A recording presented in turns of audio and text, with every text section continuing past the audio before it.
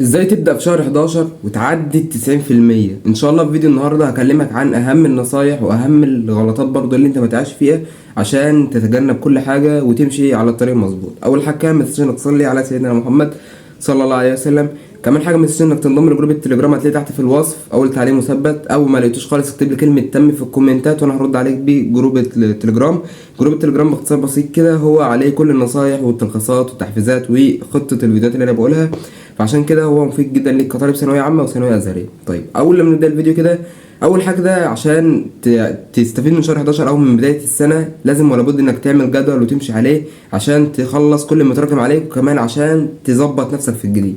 طيب كمان حاجه الا وهي ان انت لازم ولا بد في بدايه السنه كده لازم ان انت تشوف بقى ايه اللي انت واقع فيه عشان تظبطه. مثلا واقع في درس في الكيمياء، واقع في درس في الفيزياء، الحاجات دي لازم تركز عليها وتهتم بيها عشان تظبط المنهج كله مع بعض وتكون كويس كله في المنهج. طيب حاجه بقى مهمه جدا لو انت مش عارف تعملها الا وهي لو انت مش عارف تعمل جدول او مش عارف تنظم يومك او مش عارف تظبط وقتك او مش عارف تاخد سنتر الاونلاين ومحتار ما بين الدنيا والدنيا بص متشتته عليكم متكومه.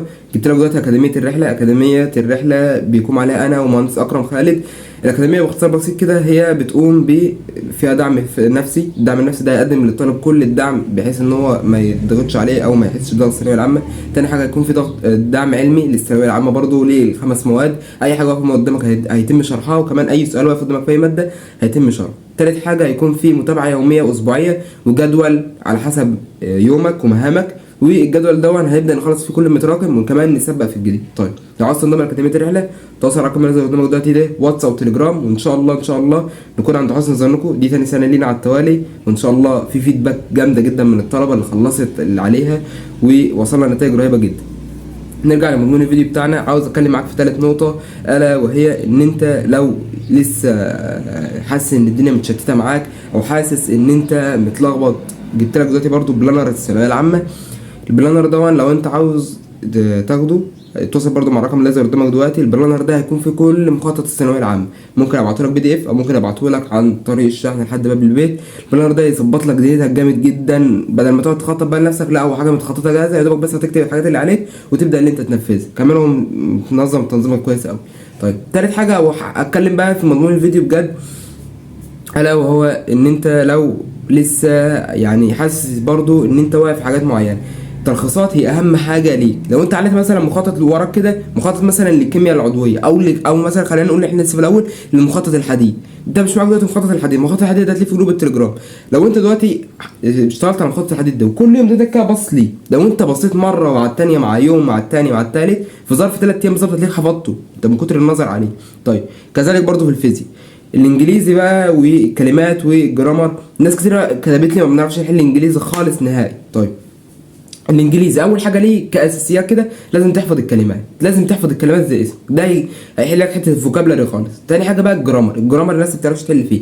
الجرامر لازم ولا بد تركز على حاجتين اساسيتين. اول حاجه انك تكمل الجمله لحد الاخر لان في كلمه في الاخر هي اللي فيها مضمون الحل.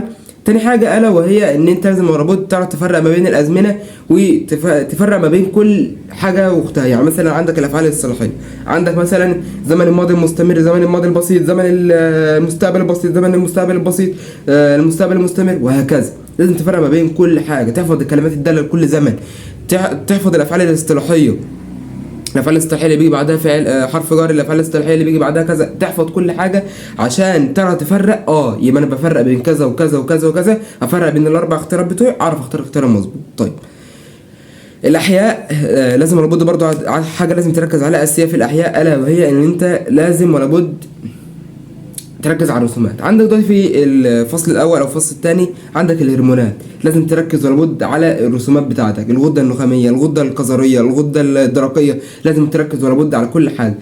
الهرمونات تلخيصها كده باختصار بسيط الا وهي تعمل لها حاجه بسيطه كده سكيما للهرمونات وتحط الهرمونات بتاعت كل غده جنب بعضها وتقارنهم ببعضهم، هتلاقي نفسك حفظتهم صم. كذلك برضو في الادب في العربي، الادب في العربي لازم ولا بد تعمل له سكيما كده بسيطه وتحط جداول كده جنب بعضها بحيث ان انت تسهل على نفسك كتير في حفظ المواد. طيب رابع حاجه الا وهي ان انت لو واقع برضه في القراءه والنصوص ومش عارف تظبط دنيتك فيهم، عندك مستر محمد صلاح هيظبط لك الدنيا خالص. انت بس ركز هو بيختار ازاي الاربع اختيارات وابدا انك تتاقلم معاه. اختار اختيار دي ليه، ما اختارش اختيار دي ليه، وهكذا.